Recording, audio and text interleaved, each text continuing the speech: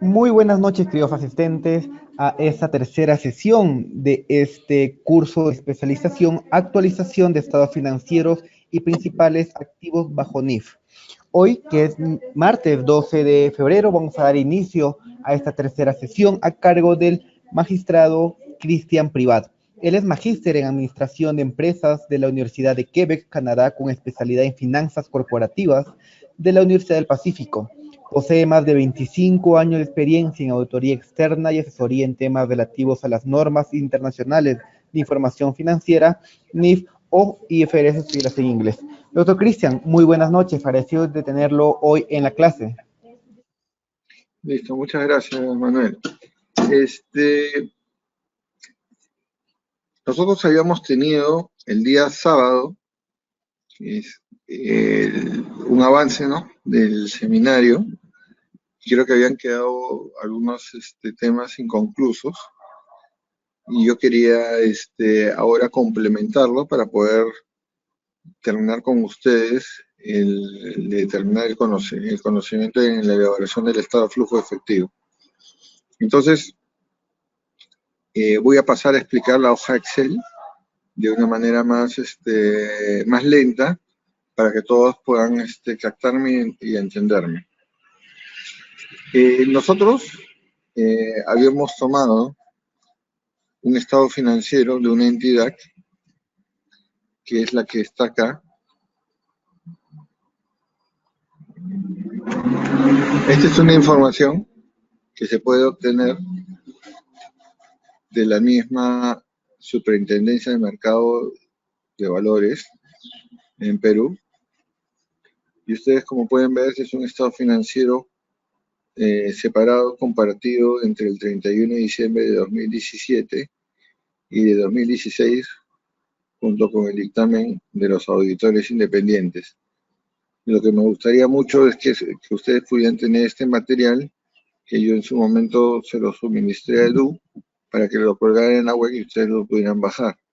Repito, es el estado financiero de Intradeco Industrial S.A., son los estados financieros al 31 de diciembre de 2017 y del 2016, junto con el dictamen de los auditores independientes. Este estado financiero, como ustedes ven, tiene todas las revelaciones requeridas por IFRS y es por 2 años comparativos, tal y como lo requieren las normas, donde presentan los 5 estados financieros necesarios, que son el estado separado de situación financiera, el estado separado de resultados integrales, el estado separado de cambios en el patrimonio neto y el estado separado de flujo de efectivo y las notas a los estados financieros. Cuando yo voy bajando, salimos del dictamen y lo que nos interesa ver son los estados financieros. Cuando veo los estados financieros, solamente me interesa coger la información financiera de estas 2 columnas. Algo importante que considerar que cuando uno prepara una hoja de trabajo del estado de flujo de efectivo, lo que uno tiene que entender es que existen 2 columnas,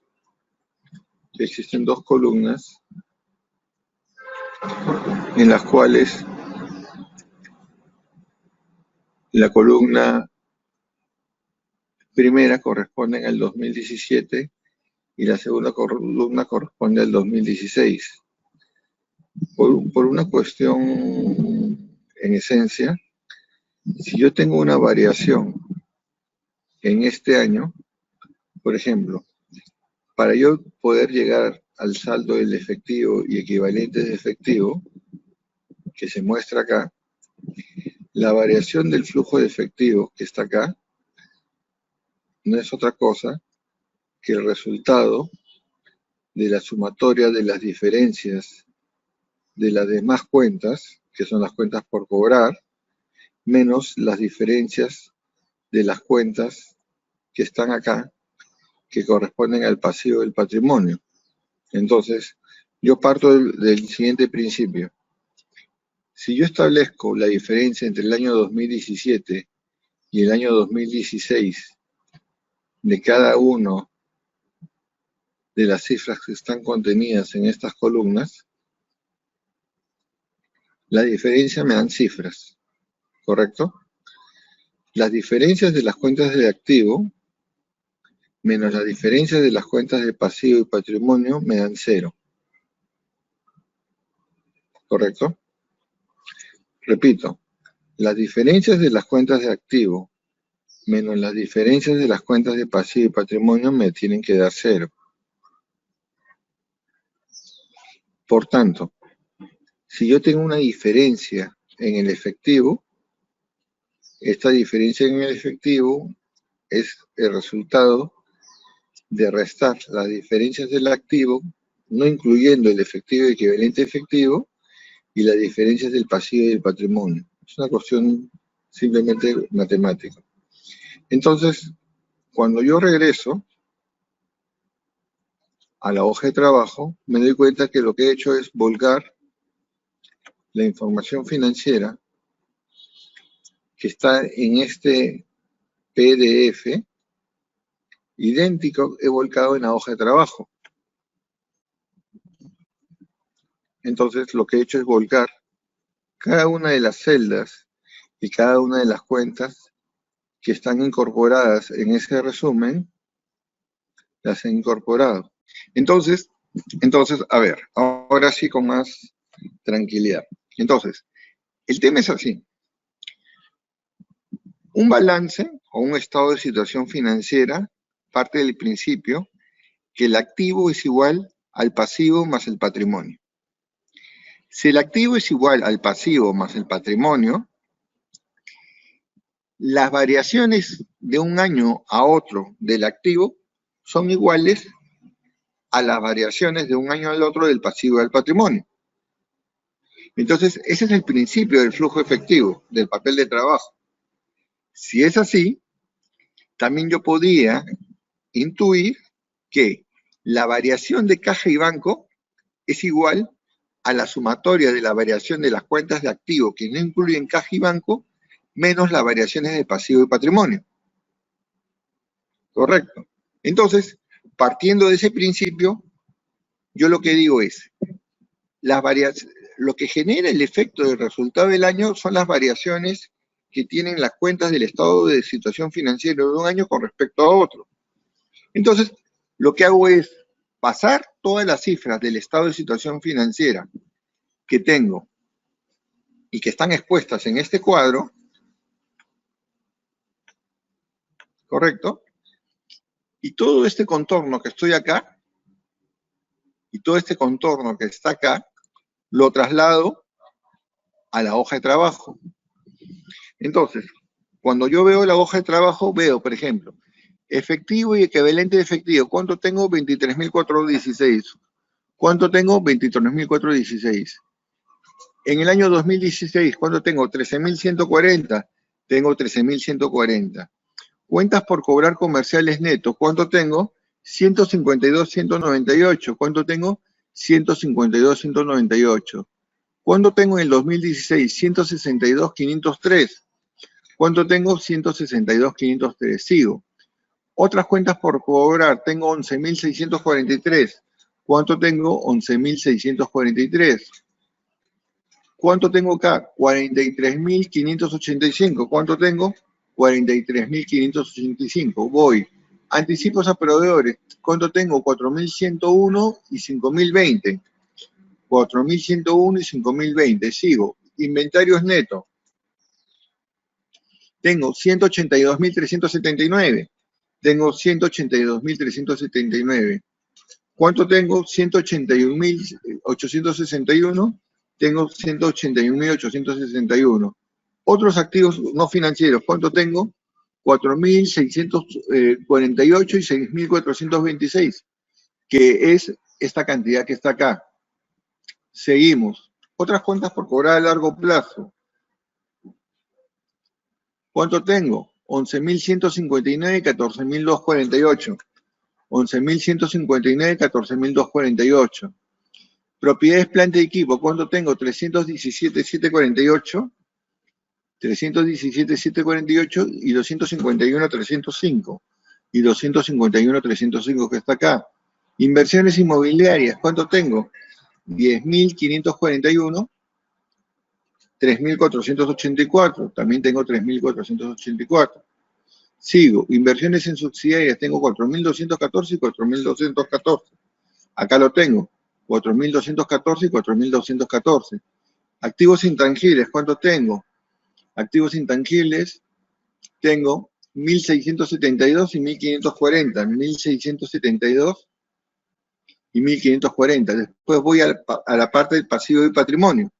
En el pasivo y patrimonio tengo 64,122 y 124,023. Tengo acá 62,122 y 124,023. 64, después tengo 86,133 y 72,002. Entonces busco acá, tengo 86,133 y 72,002. Lo mismo, en otras cuentas por pagar tengo 35,649 y tengo 22,324. Después tengo 1.304, acá tengo 1.304.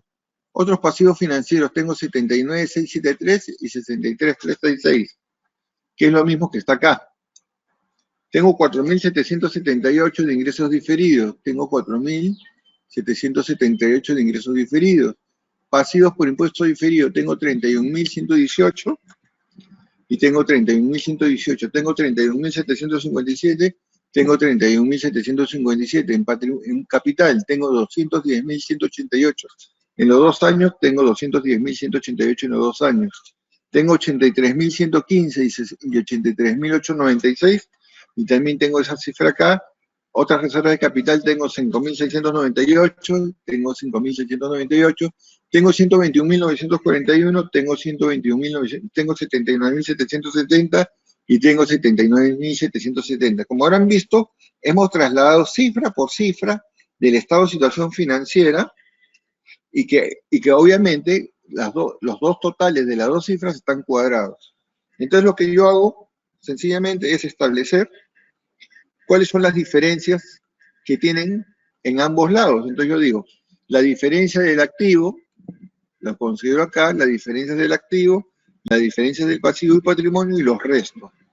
Le pongo una fórmula acá y determino que las diferencias me dan 0. Prueba de que el activo y el pasivo está cuadrado. Entonces, las diferencias que tienen las cuentas del activo menos las cuentas del pasivo me dan 0. Pero, ¿cómo las clasifico en signos? Parto de un principio. Si mi efectivo aumenta, ¿correcto? Si mi efectivo aumenta, yo estoy considerando una variación negativa. Ejemplo, las cuentas por cobrar. Si mis cuentas por cobrar disminuyen, es porque cobré, ¿correcto? Es positivo. Acá, mis otras cuentas por cobrar aumentaron, es positivo. Acá mis cuentas por cobrar aumentaron, quiere decir que es negativo. Cuando voy al pasivo, es lo inverso. Si mi pasivo se incrementa, es porque recibí caja. Si mi pasivo disminuye, ¿correcto? Es porque salió caja. Hago esa clasificación de signos y sumándolos me da 0. Entonces, esto es lo más importante del principio que tengo que hacer acá.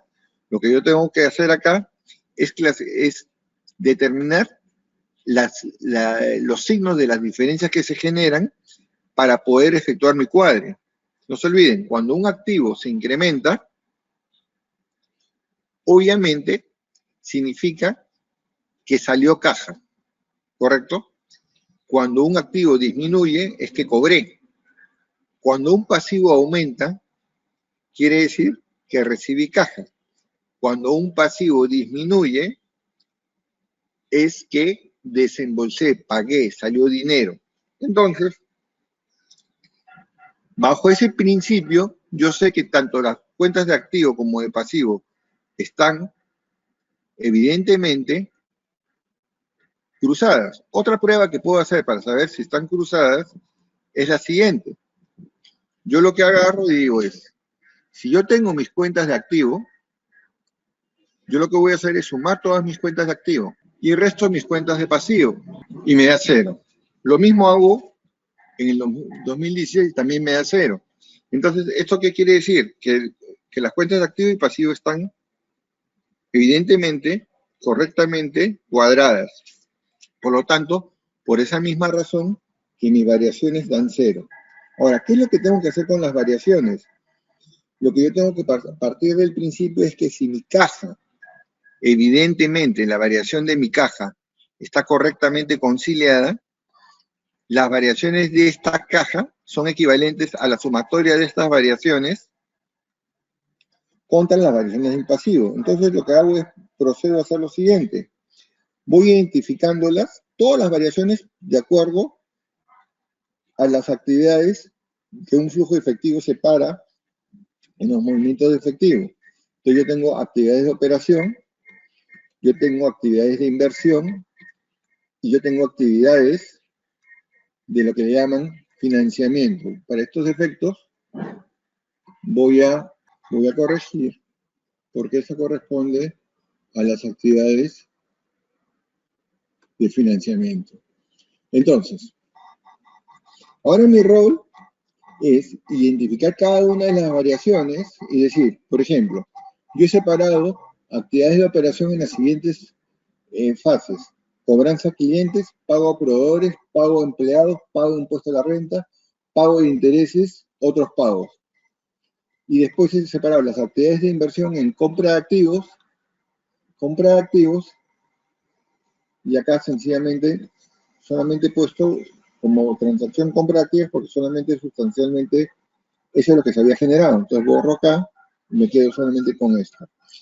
En actividades de financiamiento, préstamos bancarios, préstamos de terceros y acciones propias, total financiamiento. Entonces, lo que tengo que hacer es distribuir cada una de las transacciones que se ha generado a cada una de las operaciones que le corresponden.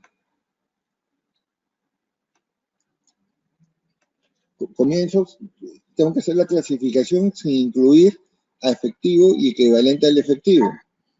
Lo primero que digo es, como mis cuentas por cobrar comerciales han disminuido, quiere decir que ha habido un ingreso de caja, yo digo, cuando yo cobro a clientes, eso se imputa a la actividad que se llama cobranza a clientes. Después, yo tengo otras cuentas por cobrar, y las otras cuentas por cobrar, yo tengo un análisis que lo voy a ver más abajo, y lo que he hecho es distribuirlo. ¿Por qué? Porque de las cuentas por cobrar, el saldo ha disminuido, quiere decir que ha entrado a caja aparentemente. ¿Y qué ha entrado a caja aparentemente? Porque yo tengo un pago de impuesto a la renta, ¿correcto? Yo tengo un pago de impuesto a la renta, y por otro lado, tengo préstamos o créditos fiscales recibidos y que lo consiguen otros pagos. Después sigo la pregunta, digo, anticipo a proveedores. Anticipo a proveedores está vinculada con la cuenta pago a proveedores. Como el activo ha disminuido, quiere decir que ha ingresado a caja y es positivo. Entonces lo coloco en pago a proveedores. Después voy, inventarios netos. Los inventarios netos tienen que ver con el concepto de pago a proveedores. Entonces, ¿qué pasó en el activo? El activo aumentó. Si aumentó fue una salida de efectivo y lo consideró en la línea de pago a proveedores. Después, otros activos no financieros. En otros activos no financieros se incluyen los valores correspondientes a publicidad pagada por adelantado y seguros pagados por adelantado. Como corresponden a servicios prestados con proveedores, la variación que corresponde a una disminución lo pongo con signo positivo y lo coloco en la columna de pago a proveedores. Después, otras cuentas por cobrar. Como estas no son cuentas por cobrar comerciales, yo concluyo que esos 3.089 es una diferencia que es imputable a la cuenta de otros pagos, pero vamos a llamarle a esta cuenta una cuenta más diversa que se llama otros cobros y pagos, ¿correcto? Correcto. Entonces, seguimos. Me encuentro con la cuenta propiedad, planta y equipo. Y en propiedad, planta y equipo, ¿qué ha pasado? El activo ha aumentado. Si un activo aumenta, quiere decir que había una salida de efectivo, porque si está aumentando es porque compré algo, y eso significó una salida de efectivo. ¿Dónde considero? Considero que todo este flujo de 66.443 corresponde a una actividad de inversión y lo coloco acá. Lo mismo me pasa con inversiones inmobiliarias, porque las inversiones inmobiliarias es un activo cuyo saldo se ha incrementado. Si se ha incrementado, es obvio, porque he adquirido inversiones inmobiliarias y eso significa una salida de efectivo, que son 7.057 y lo concedo acá. Después, en inversiones en subsidiarias no cambió el saldo respecto al año anterior. Llego a 132, que corresponde a activos intangibles netos, y estos activos intangibles netos corresponden a una disminución en mis activos que involucra que yo he comprado y por lo tanto hay una salida de efectivo y lo considero también como una actividad de inversión. Sigo bajando, me encuentro con otros pasivos financieros. Cuando mi pasivo disminuye es que hice un desembolso y amorticé. Entonces hay una amortización de 59.901. No es una actividad de inversión, es una actividad de financiamiento y lo considero así. Mis cuentas por pagar comerciales han aumentado. Eso quiere decir que yo he obtenido caja por 14.131 y eso lo voy a considerar en la columna de pago a proveedores, porque las cuentas por pagar comerciales tienen que ver con pago a proveedores. Después tengo ingresos diferidos. Los ingresos diferidos tienen que ver con cobranza a clientes. Entonces, por eso que yo lo considero en la columna de cobranza a clientes. Otros pasivos financieros. Todos los otros pasivos financieros corresponden a financiamiento. Entonces, si el otros pasivos financieros se ha incrementado, es que ha ingresado a caja y estas actividades de financiamiento, que son 16.307. Después voy a ingresos diferidos. Si mi ingreso diferido se incrementa, es porque ha habido, evidentemente, un ingreso a caja. Y como está relacionado los ingresos diferidos con clientes, lo pongo en la columna de clientes.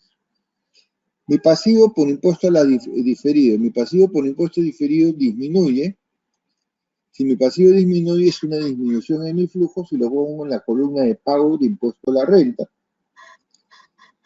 Después tengo mi cuenta patrimonial no se ha incrementado, tengo acciones de inversión que he adquirido por menos 781, y eso es una actividad de financiamiento porque estoy adquiriendo acciones propias.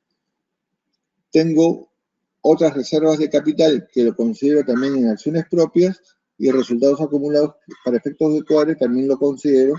Y digamos que he hecho toda la clasificación de todas las cuentas. A la hora que yo hago esa sumatoria, yo he distribuido todas mis variaciones, las he distribuido clasificándolas por actividades de operación, inversión y financiamiento, y están acá. Hago una prueba de cruces.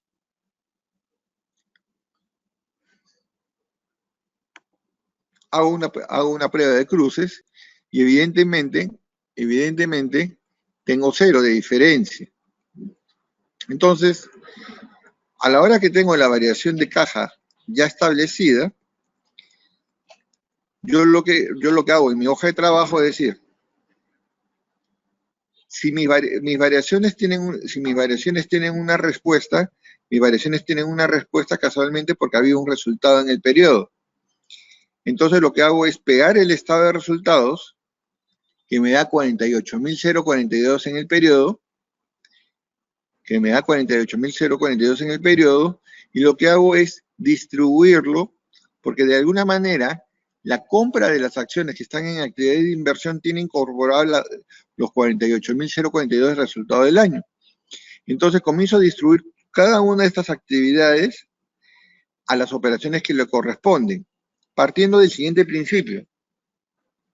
Para yo poder determinar las cobranzas a clientes, lo que digo es, mi inventario inicial de cuentas por cobrar, más las ventas del año, menos mi saldo final de cuentas por cobrar me da mis cobranzas. Nuevamente, mi inventario inicial de cuentas por cobrar más mis ventas del año menos mi inventario final me da mis cobranzas.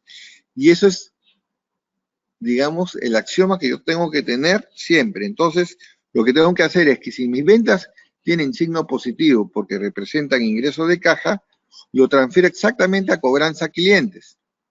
Después, mi costo de ventas, ¿qué incorpora? Mi costo de ventas incorpora todo lo que son variaciones de inventarios, compra de stock, tengo costo de ventas, gasto de ventas. Todas estas cuentas las tengo que considerar como pago a proveedores porque implican el movimiento de inventarios y pago a proveedores. Mis otros ingresos los considero como cobranza a clientes. Y por otro lado, tengo los otros gastos, que los considero como pago a proveedores, y tengo ingresos financieros. Al sumar esta columna me da el total de cobranzas que tengo en el año, que deberían ser 666.835. Lo mismo a pago a proveedores y comienzo a determinar que una vez que incorporando todas esas actividades, puedo tener ya un primer aproximamiento a mi flujo efectivo. Yo tengo las variaciones de caja que se han establecido producto de esto y determino que el total de mi caja debería ser 10.276.000. Yo tengo un saldo inicial de caja de 13.140.000, más esta variación me da exactamente 23.416 y 23.416 es exactamente mi saldo final de caja. Lo único que estoy haciendo es partir del principio. Si mi variación de caja tiene que ser equivalente a la sumatoria y resta de las demás variaciones de las cuentas del balance. Es así. Mi variación de caja es equivalente a la variación de las cuentas de activos sin incluir caja, menos la variación de cuentas de pasivo y patrimonio. Entonces, como ya las tengo distribuidas, lo único que estoy haciendo es determinar cuánto es el saldo del movimiento del año correctamente distribuido. Luego que he hecho ese procedimiento, yo lo que digo es, ahora hay ciertas transacciones que no he incorporado y que tengo que realizar para efectos de afinar mi flujo de efectivo. ¿Cuáles son esas transacciones? Yo sé que la depreciación del activo fijo está metida en mis actividades de inversión. Entonces tengo que quitar el efecto de la depreciación de activos fijos, inversiones inmobiliarias e intangibles, y esa variación considerarla en el pago a proveedores, porque en el pago a proveedores están las cuentas donde está la depreciación. Hay una parte de depreciación en el costo de ventas, en el gasto de ventas y en el gasto administrativo. Entonces tengo que retirarlo, porque está en dos lugares. Está en pago a proveedores a nivel de las cuentas de gastos y porque están en las cuentas de compra de activos. Después, yo tengo que quitar el efecto, porque acá en cobranza a clientes hay una provisión de cobranza dudosa. Quito la provisión de cobranza dudosa que está metido como parte del movimiento, ¿correcto? Y lo quito y lo quito también del pago a proveedores. Ambos se compensan, lo mismo hago con provisión por deterioro. La diferencia en cambio, asumo que toda la diferencia en cambio es originada fundamentalmente, como es el caso de acá, la diferencia en cambio estoy asumiendo que se genera por operaciones de financiamiento y incorporo un concepto que se llama la diferencia en cambio del efectivo, que lo considero fundamentalmente por acá. Después tengo pago de intereses y el pago de intereses lo imputo a esta columna. Pago a empleados, hago la reclasificación porque el costo de planilla está metido dentro del pago a proveedores. O sea, la planilla está metida en estas cuentas que están acá, en costo de venta, gasto de administración y gasto de venta está metido acá, entonces lo tengo que retirar, agregándolo acá y colocándolo en su columna de pago a proveedores. El IGB, hago un cálculo del IGB, que es el IVA, sacándole el 18% a las ventas, y por otro lado saco el crédito fiscal, que es el 18% de todas mis cuentas de gastos, quitándole la depreciación, amortización y provisiones correspondientes. Luego que he hecho eso, puedo yo decir que tengo el flujo exacto de lo que son cobranza a clientes, pago a proveedores, pago a empleados, pago de impuesto a la renta, pago de intereses y otros cobros y pagos, y eso me da mi total de operación. También tengo lo que se gastó en compra de activos, lo que se gastó en total de inversiones, lo que se gastó en total de actividad de financiamiento, y eso sumado a mi variación de caja, exactamente incorporando la diferencia en cambio efectivo, me da los 23.416, que es exactamente.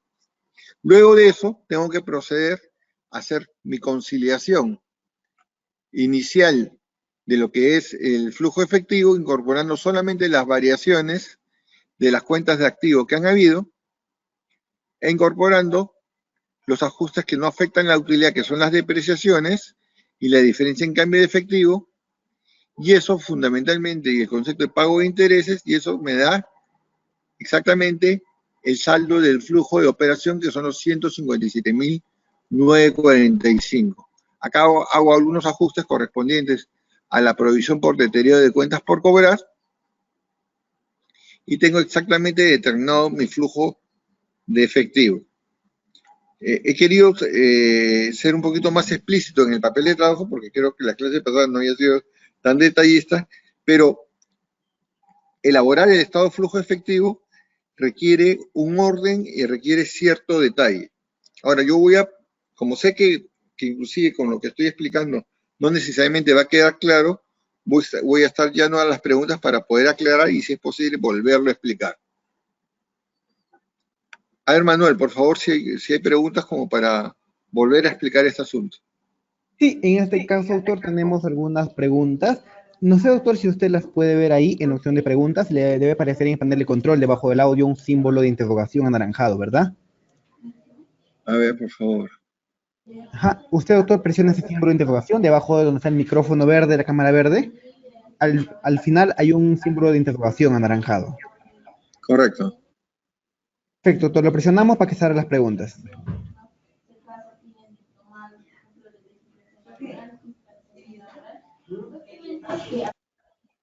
¿Cuál? ¿Las puede visualizar, doctor? A ver. A ver.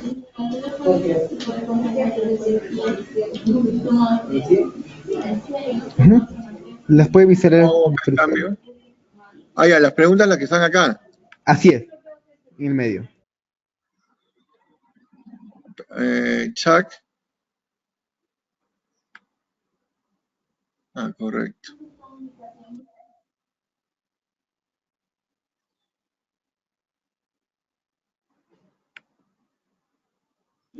Las puedo visualizar, ¿verdad, doctor Cristian? No veo preguntas acá. Ya, si no, doctor Cristian, te las leo. A ver, la doctora Ana Caicho nos menciona, doctor Cristian, en aplicación de la NIF 16, la clasificación de un activo arrendado sería como actividad de inversión u operación, y lo relacionado a los intereses por la tasa incremental y la depreciación. A ver, vamos paso por paso. ¿Quién ha hecho esa pregunta? La doctora Ana Caicho. Ya, a ver, ¿cuál es la primera pregunta? Dice, en la aplicación de la NIF 16, la clasificación de un activo arrendado sería como actividad de inversión u operación. Depende. Depende. ¿Cuál es tu función? ¿Arrendador, correcto? ¿O arrendatario? ¿Correcto? En una palabra, si tu negocio es arrendar, tú tienes una actividad de operación porque tú generas un ingreso por arrendamiento. Pero si tú eres la persona que usufructúas el bien y estás comprando, lo primero que tenemos que tener claro es de que el reconocimiento inicial del arrendamiento no genera flujo efectivo, porque es una transacción que solamente implica el reconocimiento de un activo y un pasivo, por el monto total del valor del activo. Lo que va a ser, lo que va a significar una actividad de inversión van a constituir los pagos que tú realizas mes a mes o anualmente por concepto de arrendamiento. Y esa es una actividad de inversión. No, no diré, los pagos que tú vas a realizar serían una actividad de financiamiento porque obviamente lo que tú estás realizando es financiando la compra de un activo. ¿Cuál es la otra pregunta? Perfecto, doctor. Tenemos otra pregunta. Y otra pregunta, en caso de diferencia de cambio, ¿se manejaría como un ajuste? Ya, a ver, después quiero regresar a la otra porque creo que hay una confusión ahí. La diferencia en cambio tiene varios matices. La diferencia en cambio, si nosotros vemos el panel, vamos a darnos cuenta que acá hay una cuenta que se llama diferencia en cambio. Esta diferencia en cambio tiene que ser distribuida por actividad, porque yo necesito quitarle el efecto de la diferencia de cambio a lo que se refiere a las actividades de operación, a las actividades de financiamiento o a las actividades de inversión según corresponda. Entonces la diferencia en cambio tiene que eliminarse. Y hay un efecto de diferencia en cambio que le llaman el diferencia en cambio del efectivo. La diferencia en cambio del efectivo resulta, un ratito por favor, se calcula de esta manera. La diferencia en el cambio del efectivo no es otra cosa que el promedio ponderado de la caja en dólares dividido en promedio. Es decir, si yo en el año 2016 yo tenía una caja de 684 y en el año 2017 yo tengo una caja de 2.620, yo lo que hago es cuánto es el promedio de la caja en dólares que tengo. Ese promedio de la caja en dólares que tengo lo multiplico por la diferencia de la paridad cambiaria que ha habido de un periodo con respecto a otro periodo y determino cuándo es el efecto promedio de la diferencia en cambio en caja. Esa diferencia en cambio en caja tiene que estar incorporada en la elaboración del estado de flujo efectivo. Por ejemplo, cuando tengo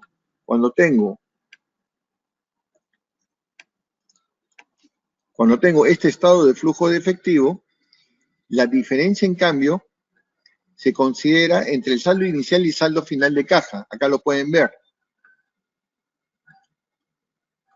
Aumento neto del efectivo, efectivo al inicio del año, y acá se considera la diferencia en cambio del efectivo equivalente de efectivo para llegar al saldo final de caja. Pero, como yo les explico, hay dos formas de eliminar la diferencia en cambio. La diferencia en cambio del periodo tiene que ser distribuida en cada uno de los periodos que le corresponden, y por otro lado hay la diferencia en cambio de la caja. Creo que la pregunta anterior... Sí, en este caso también lo menciona, y lo relacionado a los intereses por la tasa incremental y la depreciación. La depreciación va en la conciliación de la... a ver, hay dos métodos en los cuales se elabora el estado de flujo efectivo. Un método, que es el método directo, y el otro es el método indirecto. El método indirecto es un método, digamos, más descriptivo en cuanto al movimiento de las cuentas y parte a partir de la utilidad neta del año, y lo que hace es quitarle los movimientos de las cuentas y las depreciaciones para poder llegar al saldo de la caja de operación. Si ustedes ven en esta parte del cuadro del Excel de la pantalla, se van a dar cuenta de que tengo una conciliación e incorporo todas las depreciaciones que están acá. Entonces las depreciaciones van a ir en esta porción. Ejemplo, yo cuando soy arrendatario, yo lo que voy a tener es la propiedad o el derecho de uso del bien. La amortización del derecho de uso tiene que estar en la conciliación, va a estar acá, en esta línea, como depreciación de activo fijo o depreciación de derecho de uso. Y el pago de los intereses, tú tienes que coger la política, porque tú puedes tener pago de intereses, lo puedes poner tanto en actividad de operación como en actividad de financiamiento.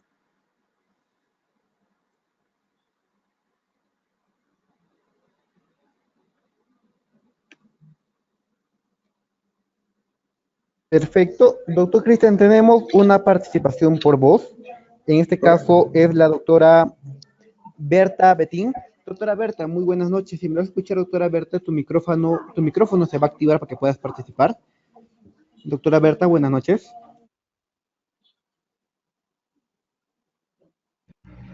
Doctora Berta Betín, buenas noches. ¿Me lo escuchará? Bien, por favor, también. Bien, por favor, también solicitar a los participantes que deseen hacer su participación por voz contar con un micrófono activo, caso contrario, no se podrá realizar la consulta por voz. Tenemos, doctor, una última pregunta por escrito, te la voy a leer. Es del doctor Eduardo Blanco, nos menciona: mi consulta, aparte de la preparación, va más allá, y es la siguiente.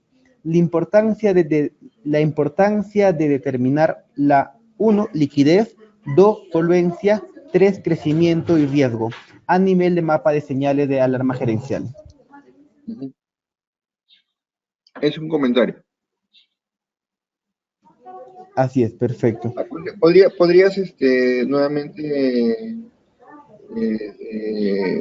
nuevamente, por favor? Sí, en este caso, doctor, es tal como lo mencioné, dice, mi consulta aparte de la preparación va más allá, y es la siguiente: la importancia de determinar la liquidez, la solvencia, el crecimiento y riesgo a nivel de mapa en señales de alarma gerencial. A ver, algo que es importante señalar es de que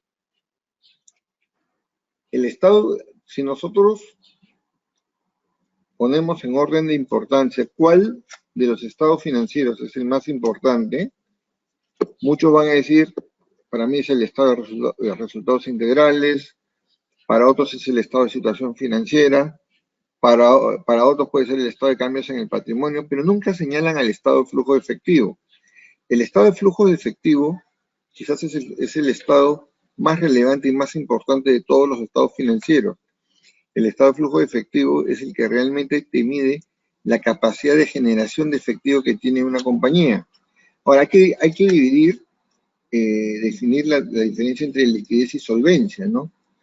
La liquidez es la capacidad de generar efectivo para poder afrontar obligaciones, y la solvencia es la capacidad que tiene una entidad para afrontar. Quizás el estado de flujo efectivo te mide la liquidez más no la solvencia, pero pueden jugar de alguna manera como un elemento para saber cómo está la salud de liquidez de la compañía en el año. Si nosotros queremos entender un poco más de esto, nosotros podemos decir, si nosotros tenemos un estado de resultados integrales, ¿qué pasaría si el estado de resultados integrales muestra que existe una utilidad de operación que es positiva y tiene un flujo de efectivo negativo? Es raro, porque no puede existir un caso en que haya una utilidad de operación positiva y un flujo de... Eso podría denotar o que el flujo efectivo tiene problemas en cuanto a su proceso de elaboración, está mal elaborado, o también podría determinar que el estado de resultados está mal formulado.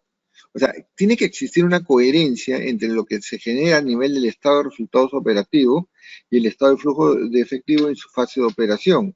Entonces, esta sincronización lo que te dice es, si una compañía no tiene el flujo de efectivo operativo suficiente, difícilmente va a poder afrontar su programa de compra de activos y difícilmente va a poder cumplir con los accionistas. Ahora, ¿qué tanto una compañía todo lo que genera como operación lo distribuye como dividendos? Eso no es verdad. Las compañías distribuyen como dividendos una porción, pero hay una cantidad que es un fondo de maniobra que tienen que retener o quedarse para poder afrontar todas aquellas inversiones estratégicas o cubrirse frente a cualquier periodo contingente que se pudiera generar. Entonces, hablar de liquidez es muy importante porque determina la capacidad de generación que tiene efectivo una entidad para poder afrontar inclusive obligaciones futuras. Tú puedes ser una persona que genera una cantidad importante de liquidez y que a su vez esto te permite medir que vas a tener una solvencia para el futuro porque vas a tener una capacidad para afrontar mayores pasivos o mayor capacidad de endeudamiento. El flujo efectivo te lo puede determinar de alguna manera, cosa que no te puede determinar los otros estados financieros, porque el estado financiero, el estado de situación financiera, solo no dice mucho. Y otra cosa, cuando yo presento el papel de trabajo del estado de flujo efectivo, estoy señalando de que el estado de flujo efectivo no es otra cosa que el resultado de interactuar la variación de las cuentas del activo y el estado de resultados. Entonces, ya el estado de situación financiera nos da ciertos elementos para que en forma conjunta con el estado de resultados podamos determinar cómo elaborar un estado de flujo efectivo. El estado de flujo efectivo entonces es un estado más completo porque tiene información no solamente provista a través del estado de situación financiera, pero sino también del estado de resultados y el estado de cambios en el patrimonio neto. Por eso que yo pienso que el estado de flujo efectivo es el estado financiero más importante de una entidad porque provee información más completa que permite hablar sobre liquidez y solvencia. Bien, justamente, doctor Cristian, tenemos al doctor Eduardo Blanco que quiere participar por voz. Doctor Eduardo Blanco, muy buenas noches. Tu micrófono se va a activar. Buenas noches, doctor Privats. Es un gusto desde El Salvador. El licenciado Blanco le saluda. ¿Qué tal, Eduardo? ¿Cómo estás? Un gusto hablar contigo. Fíjese que desde el punto de vista operativo no tengo ningún problema, pero sí me gustaría hacer énfasis en el establecimiento claro de la política que la gerencia debe de adoptar para la preparación del estado de flujos de efectivo, ya que usted lo mencionó, es uno de los estados financieros importantes, ya que todos son importantes, pero aquí estamos hablando de plata, ¿va? Entonces, principalmente le puedo hablar de América Latina. Casi la gran mayoría prepara el estado de flujos de efectivo por el método indirecto, no el directo. Correcto. Porque la mayoría de accionistas les urge saber cómo están en cuanto al flujo de caja para distribuir o no distribuir las utilidades en concepto de dividendo. A nivel de la programación financiera. Entonces, mi consulta es la siguiente. Como el estado de flujos de efectivo, yo lo tengo que relacionar con mi programación financiera, con la política gerencial y lo que anteriormente le mencionaba, el mapa de riesgos a nivel de solvencia, liquidez, crecimiento y riesgo. Entonces, si yo tengo eso claro, entro a la NIA 700. NIA 700 a mí como auditor me obliga a que yo estudie y evalúe y valide el estado de flujos de efectivo, mancomunadamente las políticas contables que ha adoptado la compañía. Pero quiero decirle específicamente en El Salvador, casi no le hacemos caso al estado de flujos de efectivo. Solo preparamos los dos estados financieros básicos comunes, va el estado de situación financiera y el estado del resultado integral. Y el estado de flujo lo hacemos a un lado, aún hasta la mayoría de auditores.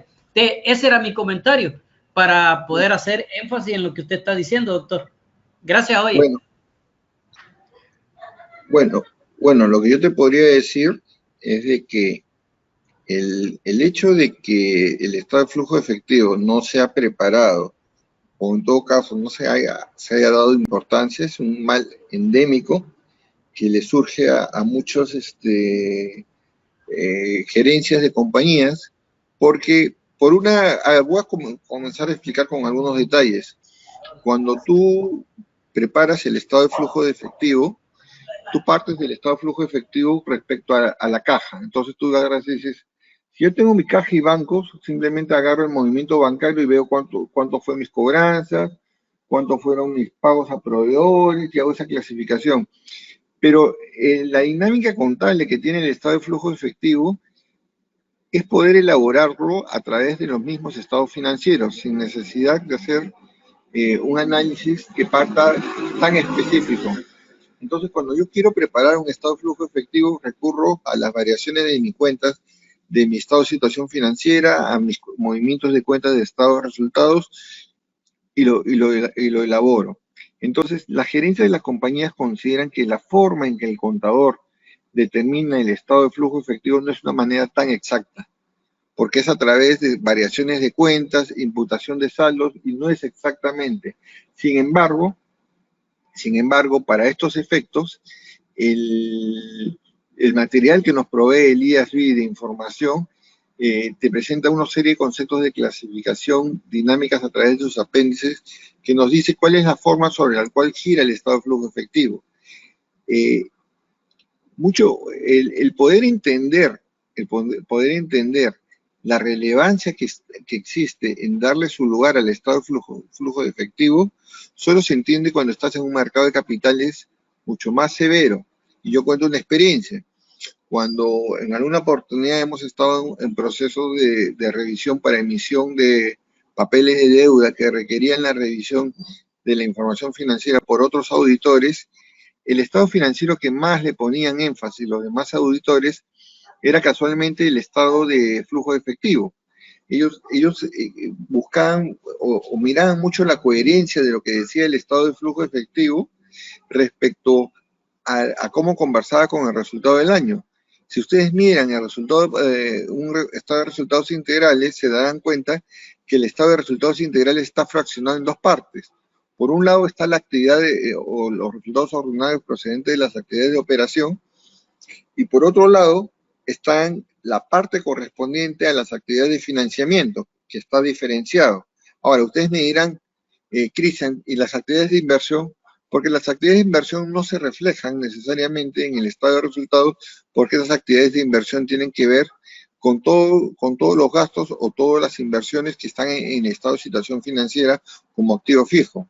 Entonces, cuando no existe coherencia entre lo que dice el estado de resultados integrales en sus actividades de operación y de financiamiento, y estas no se ven reflejadas en los flujos efectivos, ya existe como cierta discordancia, y lo importante de tener un estado de flujo efectivo bien hecho es porque tiene mucha relación con lo que dice el estado de resultados, porque te dice mucho de la liquidez, de la capacidad, y te podría indicar, inclusive te podría poner en alerta sobre determinadas situaciones que pudieran suceder al interior de la compañía y que ya denotan cierto riesgo. Por ejemplo, yo tengo una compañía que tiene pérdidas acumuladas. Las pérdidas acumuladas están comprometiendo aproximadamente entre el 60 y el 70% del capital social. ¿Qué es lo que se desprende de eso? Lo que se desprende de eso es que las pérdidas están comprometiendo el capital de los accionistas, y lo más probable es que la compañía tenga muchas dificultades para poder utilizar su capital de trabajo. Entonces, cuando su capital de trabajo, que es el diferencial entre el activo corriente y el pasivo corriente, no es el suficiente para poder desarrollar la operación, tú recurres a financiarlo. Esto genera que tu flujo operativo es negativo. Si tu flujo es operativo, tú necesitas financiar el capital de trabajo para poder seguir subsistiendo. Entonces llega un momento en el ciclo del negocio que esto implica de que el estado de flujo efectivo, al tener un resultado negativo, es decir, un déficit en el estado de flujo efectivo en su actividad de operación, ya te está denotando que existe una capacidad reducida de solvencia de la compañía, y esto se va a reflejar en los flujos efectivos. ¿Por qué es útil? Porque al ver el estado de flujo efectivo puede conversar tranquilamente con el estado de situación financiera y denotarte cuál es la salud financiera que tiene la entidad. Ahora, entender y leer adecuadamente el estado de flujo efectivo es una tarea y una responsabilidad que se tiene y que debemos poner bastante énfasis. Es importante tu comentario cuando tú refieres, no le dan la importancia necesaria al estado de flujo efectivo. El estado de flujo efectivo pasa a ser un estado financiero de segundo orden para algunos, pero es muy relevante en el mercado de capitales. Entonces, ¿cómo es esto? O sea, ¿de quiénes son los usuarios que no hacen uso de esta información? Son los que probablemente no tienen la educación suficiente financiera. Pero inmediatamente lo que tú señalas, la situación se corrige cuando vas a un mercado de capitales de primer orden, porque el mercado de capitales de primer orden sí te va a exigir cumplir con muchos parámetros en cuanto a la información financiera, y es una cuestión de ubicación. Los mercados que más te exigen, o los mercados más exigentes, son los que miden el concepto de riesgo con mayor entonación. Y los mercados en los cuales el nivel de riesgo no lo miden con la suavidad o la sensibilidad que se requiere, probablemente son más permisibles y simplemente se basan en un análisis muy ligero de los estados financieros. Entonces, yo lo que te diría es de que el estado de flujo efectivo es importante y es relevante para aquellos ojos que hacen una evaluación adecuada de los estados financieros y son mercados, digamos, más serios y más comprometidos con el desempeño y performance financiero de una entidad.